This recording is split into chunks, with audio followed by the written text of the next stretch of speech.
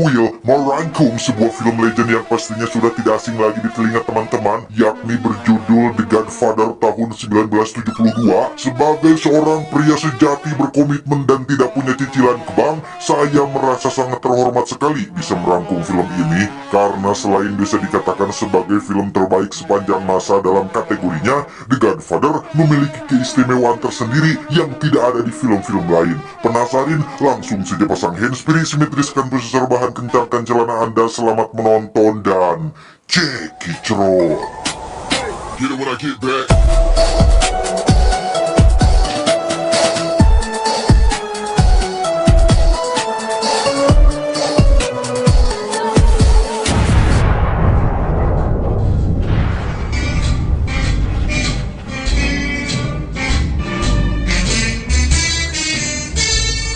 Berlatar pada tahun 945, kisah diawali dengan memperlihatkan sang tokoh utama kita, yaitu The Godfather, sebuah julukan yang disandangkan pada seorang pria karismatik bernama asli Vito Corleone, yang juga biasa dipanggil Don Corleone, sebuah gelar kehormatan untuk keturunan keluarga Italia. Beliau merupakan bos besar dari sebuah organisasi kejahatan semacam gangster setara mafia yang menguasai berbagai elemen lembaga, politik, dan bisnis, bekerja sama dengan menerima permintaan klien untuk mengurusi berbagai masalah dengan cara yang tentu saja kekerasan dan kebrutalan, sehingga nama beliau sangat amat ditakuti dan disegani oleh semua kalangan. Tepat di acara pernikahan putrinya bernama Connie, Vito atau Don Corleone pun kedatangan seorang tamu yang merupakan kerabat dekat tapi tidak terlalu dekat. Dia bernama Bonasera, seorang pebisnis yang saat ini sedang mengalami kegalauan tatkala putrinya dibuat babak belur sampai masuk rumah sakit demi menjaga kesuciannya dari dua teman lelakinya yang mencoba memperkosanya. Namun yang membuat Bonasera kecewa adalah kedua pemuda tersebut lolos dari tuntutan, sehingga Bonasera datang ke sini untuk mencari keadilan demi bisa membalas dendam kepada dua pemuda yang sudah menyakiti putri kesayangannya. That very day, I stood in the courtroom like a fool. Ketika Bonasera bertanya berapa harganya, disitulah Vito Corleone merasa sangat terhina oleh karena Bonasera menganggapnya bukan sebagai teman, melainkan disamakan dengan jasa tukang pukul. What have I ever done to make you treat me so disrespectfully? Vito Corleone pun mengatakan bahwa jika kau datang sebagai teman, maka masalahmu adalah masalahku juga. Jika ada orang yang memusuhimu, maka dia akan menjadi musuhku juga. And if by chance an honest man like that, he would become my enemies. Saat itulah Bonasera langsung tunduk, kemudian mencium tangan Vito Corleone, pertanda bahwa Bonasera resmi menjadi temannya. Dan jika suatu hari nanti Vito Corleone membutuhkan bantuannya, maka Bonasera harus siap untuk membantunya juga. Selesai dengan urusan Bonasera, Vito Corleone pun kembali harus mengurusi orang selanjutnya yang sama-sama sedang membutuhkan bantuan yang tidak bisa dilakukan oleh siapapun, di mana pria itu nampak sangat kegirangan ketika Vito Corleone dengan begitu murah hatinya mau membantu masalah pria tersebut tanpa banyak basa-basi. Sampai sini, kita bisa simpulkan bahwa Vito Corleone tidak hanya menjual rasa takut dan segan, tetapi beliau benar-benar memiliki kenalan, kolega, dan jaringan yang sangat luas, sehingga setiap ada orang yang meminta tolong kepadanya, Vito Corleone tidak pernah berpikir panjang karena sudah tahu kemana dan kepada siapa masalah tersebut harus diserahkan.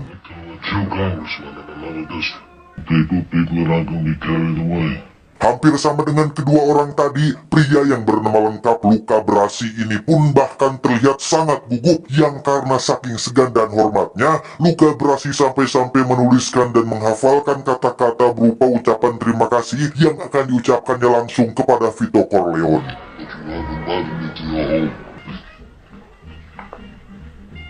Dan inilah anak bungsu Vito Corleone yang bernama Michael, yang kebetulan sedang duduk bersama dengan kekasihnya bernama Kay Adam. Michael adalah satu-satunya anak Vito Corleone yang tidak pernah mau tahu dan ikut campur dengan urusan bisnis mafia keluarganya. Sosok pemuda yang soleh dan kalem, yang hanya ingin menjalani kehidupan normal tanpa terlibat dengan kejahatan apapun. father's been asking for. That's my family, kid. It's not me. Saat itulah muncul seorang penyanyi terkenal bernama Johnny Fontaine yang digandrungi banyak wanita kala itu, di mana Johnny merupakan anak baptis Vito Corleone sekaligus dibantu dalam karirnya hingga bisa sampai sejauh ini. Namun Johnny saat ini sedang sasadu atau mengadu kepada Vito Corleone tentang masalah yang sedang dihadapinya, yakni tentang seorang produser film yang menolak Johnny untuk menjadi pemeran utama dalam sebuah film. Godfather, I don't know what to do. What to do wrong with me. Vito Corleone pun menugaskan penasihat pribadinya bernama Tom untuk terbang ke New York. Tom mencoba untuk membujuk tapi lebih menjurus ke memaksa secara halus dengan tawaran yang tidak bisa ditolak agar si produser mau menjadikan Johnny sebagai pemeran utama dalam film yang akan digarapnya nanti, yang karena si produser belum tahu siapa Vito Corleone dan sejauh mana dia bisa melakukan sesuatu, maka si produser pun menolak mentah-mentah permintaan Tom tersebut. Johnny's apartment, new war film is starting next week. What? Greaseball goombas come out of the woodwork. Alhasil, si produser pun harus menyesali keputusannya saat dia terbangun di atas tempat tidur dengan kepala kuda mahal kesayangannya, sehingga Johnny akhirnya diterima menjadi pemeran utama dalam film yang akan digarapnya. Beberapa waktu berlalu setelah urusan Johnny Fontaine beres, Vito pun didatangi oleh seorang pria bernama Solozo, seorang pebisnis narkoba yang ingin bekerja sama dengan Vito karena semua orang tahu Vito punya kenalan orang-orang kuat, politikus, dan lain sebagainya. Namun Vito Corleone memilih untuk menolak tawaran tersebut dengan alasan narkoba adalah bisnis yang berbahaya, yang meskipun dirinya adalah seorang penjahat, mafia, kejam, suka menyakiti orang lain dan bukan orang baik sama sekali, tetapi jika harus sampai merusak generasi bangsa, Vito Corleone enggan melakukannya dan itu sudah menjadi prinsipnya.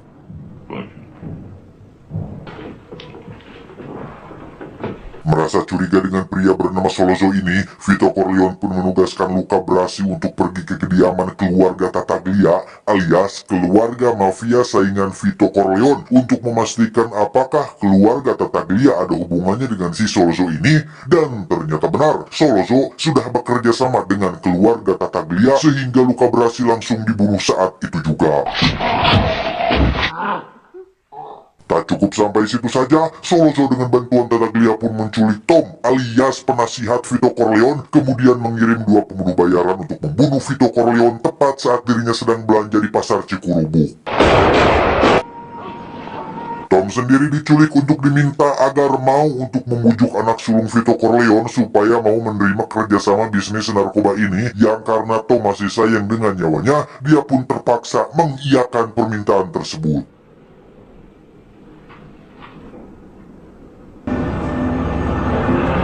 Setelah menerima 5 kali tembakan, Vito Corleone rupanya masih hidup dan sekarang sedang dirawat di rumah sakit. Semua keluarga Vito Corleone pun berkumpul untuk mendiskusikan masalah ini, yang di sini kita akan diperkenalkan dengan anak sulung Vito Corleone yang bernama Santino, yang memiliki watak keras, arogan, dan sembrono dalam bertindak, yang hal itu dibuktikan dengan ucapannya atau niatnya yang ingin berperang dengan keluarga Tattaglia. Berbeda dengan kakaknya yang lebih fokus terhadap bisnis dan urusan balas dendam, Michael sebagai anak bungsu lebih mementingkan kondisi sang ayah dengan menjenguknya di rumah sakit, yang karena tak ada penjaga yang menjaga kamar tempat ayahnya dirawat, Michael pun berinisiatif memindahkan ayahnya ke kamar lain tepat saat ada seorang pembuat roti ingin menjenguk ayahnya, di mana si membuat roti pun dimintai bantuan agar berpura-pura sebagai penjaga, sehingga Solozo dan Tattaglia membatalkan niatnya untuk membunuh Vito Corleone di rumah sakit. Dengan fakta bahwa sang ayah terus diincar dan Santino kakaknya hanya berkuar-kuar ingin membalas dendam tanpa ada tindakan, Michael pun menyusun rencana untuk melakukan pertemuan dengan Solozo di sebuah kafe, yang tujuan daripada pertemuan tersebut tentu saja adalah untuk membunuh Solozo demi membalas dendam atas apa yang telah terjadi pada ayahanda tercintanya.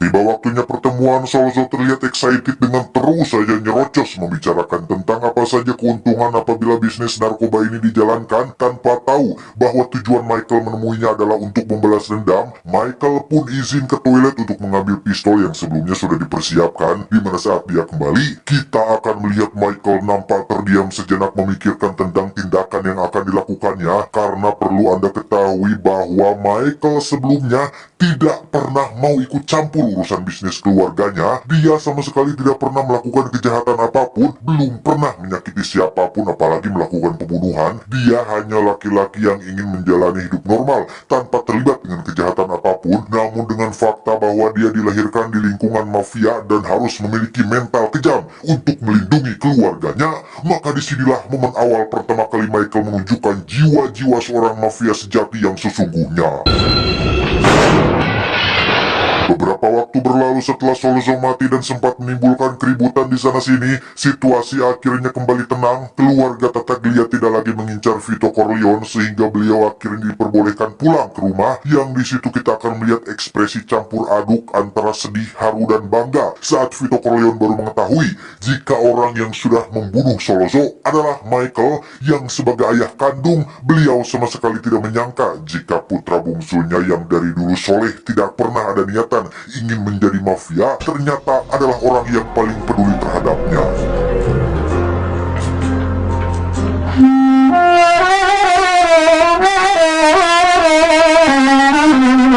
Michael sendiri saat ini berada di sebuah desa di Sisilia dalam rangka pengasingan. Ditemani dua pengawal pribadinya, Michael melakukan perjalanan demi menghindari konflik yang sedang berkecamuk di New York. Yang di situ dia secara kebetulan bertemu dengan seorang kembang desa yang paling cantik di kelurahannya. Yang setelah beberapa waktu berlalu, Michael pun dengan gentle mendatangi kedua orang tuanya dan resmi menikahi gadis desa tersebut.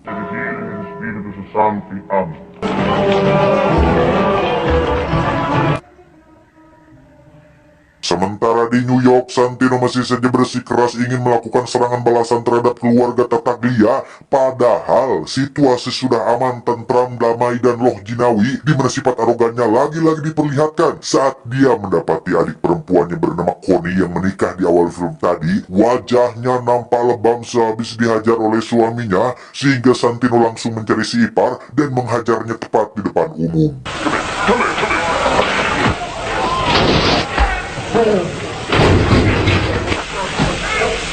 Beberapa waktu berlalu, si ipar lagi-lagi membuat masalah ketika dia menghajar Connie yang sedang hamil tua akibat si Connie sendiri sih yang memang sama-sama keras kepala dan ambekan, di mana kejadian itu sampai di telinga Santino yang langsung pergi sendirian untuk memberi pelajaran kedua kalinya kepada si adik ipar.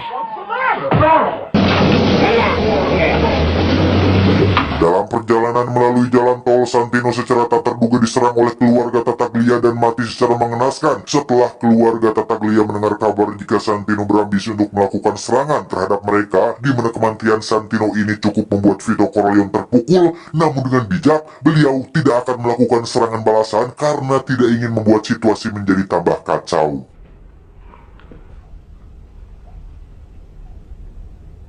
Vito justru malah melakukan pertemuan dengan semua keluarga mafia Italia yang ada di New York, termasuk keluarga Tattaglia, yang di situ kita juga akan diperkenalkan pada satu keluarga mafia bernama keluarga Barzini, yang juga sama-sama melakukan bisnis di New York ini. Dengan lapang dada dan penuh kebijaksanaan, Vito mengatakan bahwa dirinya tidak akan membalas dendam atas apa yang telah terjadi pada putranya Santino, dan justru mengajak Tattaglia berpelukan sebagai simbol perdamaian antar sesama keluarga mafia.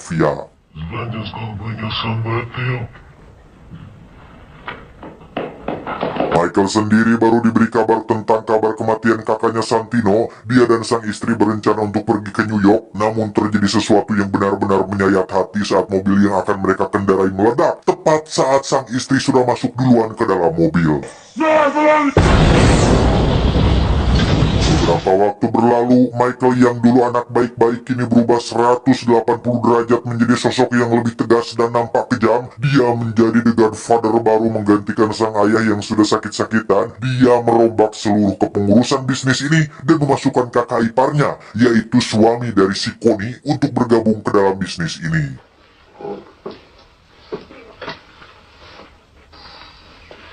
Tak menyanyiakan waktu, Michael langsung terbang ke Las Vegas untuk bertemu dengan seorang pemilik hotel dan kasino yang selama ini mendapat perlindungan dari keluarga Corleone. Michael ingin membeli hotel dan kasinonya dengan tawaran yang tidak bisa ditolak, yang hal tersebut tentu saja mendapat penolakan dari sang owner yang merasa jika Michael tidak berhak melakukan hal itu terhadapnya.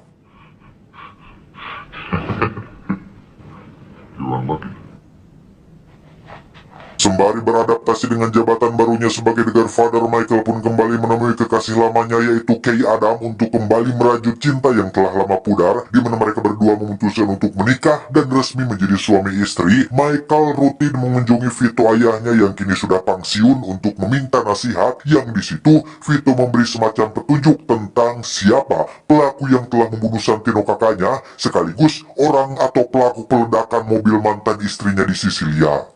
Now listen, whoever comes to you with this Barzini meeting, he's a traitor. Selang beberapa waktu, Vito Corleone akhirnya menghembuskan nafas terakhirnya tepat saat sedang bermain bersama dengan cucunya di kebun, di mana momen ini cukup menyayat hati, mengingat sosok bijaksana yang meskipun kejam, Vito Corleone adalah pria yang sangat mencintai keluarganya. Di hari pemakamannya, semua keluarga mafia pun hadir untuk memberikan penghormatan terakhir, termasuk keluarga Tattaglia dan keluarga Barzini. Michael sudah benar-benar muak dengan mereka semua, sehingga dia memutuskan untuk menghubungi The High Table dan menyewa beberapa pembunuh bayaran, tidak termasuk John Wick, untuk membantai Tattaglia, Barzini, dan semua keluarga mafia yang ada di Amerika Serikat ini.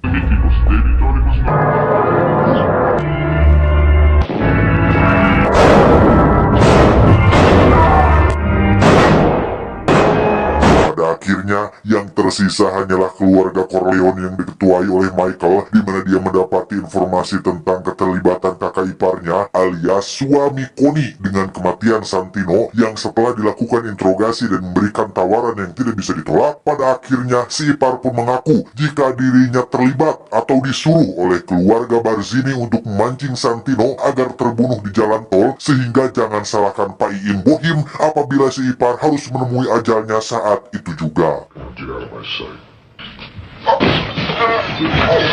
Mengetahui suaminya mati, Connie kakaknya tentu mengamuk kepada Michael atas statusnya yang kini menjanda. Mendengar hal itu, Kay, istrinya tentu menjadi bertanya-tanya apakah benar suamiku tega membunuh suami kakaknya sendiri. Michael pun berbohong dan mengatakan bahwa dia tidak akan sampai hati melakukan hal seperti itu, sehingga Kay menjadi lega dan tenang setelah mendengar jawaban tersebut. Tak lama, Kay pun melihat Michael suaminya didatangi oleh beberapa orang penting yang menciumi tangannya, bukti bahwa sekarang Michael sudah menjadi The Godfather yang baru yang diakui oleh semua orang, sehingga itu membuat Kay sadar jika semua jawaban Michael barusan semuanya adalah kebohongan. Tamat ending yang cukup mengalpacinokan. Pesan yang bisa kita ambil dari film ini adalah seseorang bisa berubah karena lingkungan dan situasi tertentu. Ingat, keluarga adalah yang utama. Saya John mewakili pemuda pengangguran mengucapkan terima kasih dan sampai jumpa di video selanjutnya. Adios, biji salak, unta Mesir. Cuau, cuau, cuau. Sebenarnya pesan yang bisa kita ambil dari film ini banyak sekali ya, tentang keluarga, konflik, cinta, dan kasih sayang, dan kejujuran, dan kemunafikan, dan pendidikan, dan keenanan. Tetapi tidak bisa saya sampaikan semua, quotes-quotesnya juga sudah ada di Google, jadi wah banyaklah pelajaran penting yang bisa kita petik dari film The Legend ini. Jadi untuk teman-teman semua, tonton sendiri filmnya dan rasakan sensasinya sendiri, dan akan menjadi sebuah inspirasi bagi kehidupan Anda untuk tidak menjadi mafia. Jadilah orang baik-baik yang menjalani kehidupan secara normal, dan kita semua harus bisa menjadi pribadi yang lebih baik dari yang sebelumnya. Dan ngomong naon atuh aing bingung. Teman-teman sehat-sehat ya, jangan sakit. Kalau sakit nanti nggak bisa nonton IQ 7 lagi. Saya udah dapat AdSense. Cuau, cuau.